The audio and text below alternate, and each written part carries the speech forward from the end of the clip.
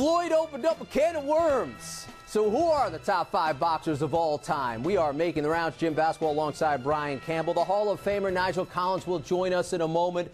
So Floyd Mayweather Jr. revealed his top 5 fighters of all time on ESPN Deportes last week. And not surprisingly, he had himself as the all-time best, with a list that included Pernell Whitaker at number 3 and Muhammad Ali at number 5. Brian, let's start with you. What was your take of Floyd's all-time list? Look, I don't understand why so many people reacted so much to this. Look, we're talking about a fighter who calls himself TBE, the best ever. If he's not going to come out and call himself the number 1 in a top 5 countdown of a fights, I mean, he's crazy. Look, this TBE, this marketing plan has been as much a part of the definition of who he is legacy-wise as the success he's had in the ring. So you expect that from him. Jim, he really went the distance to hammer this point home, not only putting himself number 1, leaving Sugar Ray Robinson off the list completely. Yes. Floyd has tried so hard to control how we portray his legacy, and this is just another part in that in my eyes. Yeah, it doesn't seem like he has a full feel of the history of boxing, a full feel. He's trying to sell you just like he's selling his fights. Come on. Hey, Nigel Collins, what were the biggest omissions, surprises from your point of view about Floyd's list?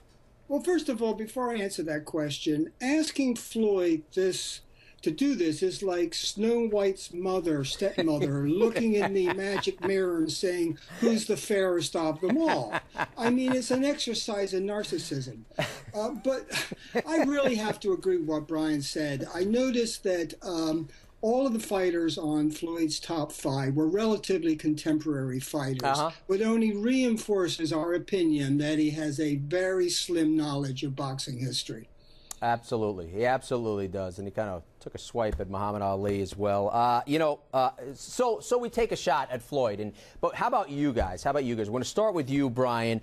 Give me your top 5 and quickly reasons for why you comprise this list. Look, you try to go through the criteria. Absolutely. You get a really balanced breakdown of a guy, who really challenges himself to dare to be great all time and have an all-time great ability set. Also fighters who crossed over and had that impact, not just in the sport, but culturally and beyond. You got a guy, Sugar Ray Robinson, right at the top. You want to recognize guys like Henry Armstrong was the champion in 3 divisions at the same time. You want to get the purest of pure boxers in a Willie Pep. But I think, Jim, when you look at the generations before, I think they have an inherent advantage compared to the guys today, because these guys were more than just businessmen. They're fighting to survive. They are true prize fighters who tested themselves as tough as they can.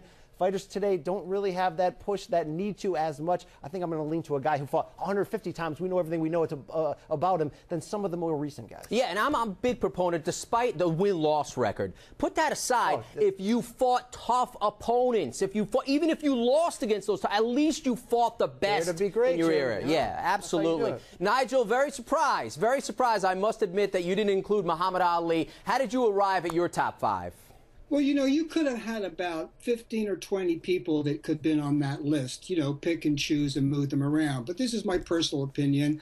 I go with Sugar Ray Robinson as well. And it's not just how way he could fight, but there was a certain aesthetic quality to the way he moved and the things he does that nobody else has quite done other than him. Armstrong, of course, that's got to be number 2 for me, the 3 titles that Brian mentioned. But let's also remember that 2 of the guys he beat to win those titles, Barney Ross and Lou Ambers, are also in the Hall of Fame now.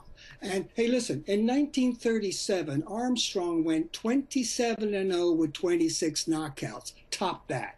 Joe Louis, he had the longest reign, 12 years, the most defense, 25. His second fight with Schmeling is arguably the most famous fight of all time. In 2003, the ring said he was the greatest puncher of all time. In 2005, Eyebrow, which are historians, they said he was the greatest heavyweight of all time. Willie Pep, talk about 48-0. He was 62-0 before he lost. And then he went 134 with 1 loss and 1 draw until Sandy Sadler beat him. So, talk about numbers. Pep's got him. Finally, Harry Greb. He had 299 bouts that we know about. These guys fought a lot. And in 1970, he had 44 bouts. This guy fought everybody, and he's the only boxer to ever beat Gene Tunney. And that's quite a mark. But he was a dirty fighter. In fact, a famous sports writer said that he had the manly art of modified murder. And that was Harry Greb.